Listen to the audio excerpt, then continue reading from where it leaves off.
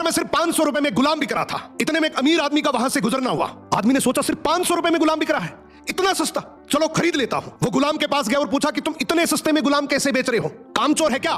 गुलाम का मालिक बोला बिल्कुल कामचोर नहीं है, बहुत मेहनती है, सारी खूबियां हैं, बस इसमें एक ऐब है, ये कभी कभी चुगली कर देता है। आदमी ने मन ही मन सोचा कि घर में मैं और मेरी बीवी तो है, अगर ये चुगली करेगा भी तो किससे करेगा, खरीद लेता हूं। खरीद कर गुलाम को घर ले आया। कुछ दिनों तक तो गुलाम ने बहुत अच्छे से काम किया, लेकिन फिर एक दिन उसे चुगली का कीड़ा काटा। वो सबसे पहले उस आदमी की बीवी के पास गया और बोला, मेम साहब आपको पता है साहब का बाहर किसी औरत के साथ चक्कर चल रहा है। ये सुनते ही औरत सख्ते में आ गई और जोर जोर से रोने लगी। गुलाम बोला, अरे मेम साहब आप रो मत, हिम्मत रखो, मेरे पास इस चीज का पक्का इलाज है। मैं एक बाबा को जानता हूं जो आपकी इस मुसीबत को जड़ से खत्म कर देगा। आप बस एक छोटा सा काम करना, रात को जब साहब सो जाए तो उनकी दाढ़ी से कुछ बाल काट कर मुझे दे देना। औरत तैयार हो गई। फिर वो गुलाम वहां से उठा और आदमी के पास गया। उसने बोला, साहब क्या आप जानते हैं मेम साहब का बाहर किसी आदमी के साथ चक्कर चल रहा है। ये सुनते ही आदमी आग बबूला हो गया। गुस्से में आकर उसका गिरेबान पकड़ लिया और बोला, तू मेरी बीवी पर इल्जाम लगा रहा है। गुलाम बोला, आपको मेरी बात पर यकीन ना हो तो रात को आप सिर्फ सोने का नाटक करना, आज रात वो आपको मारने वाली है। आदमी तैयार तो हो गया, लेकिन वो बोला, अगर तेरी बात झूठ निकली तो मैं तुझे जान से मार दूंगा।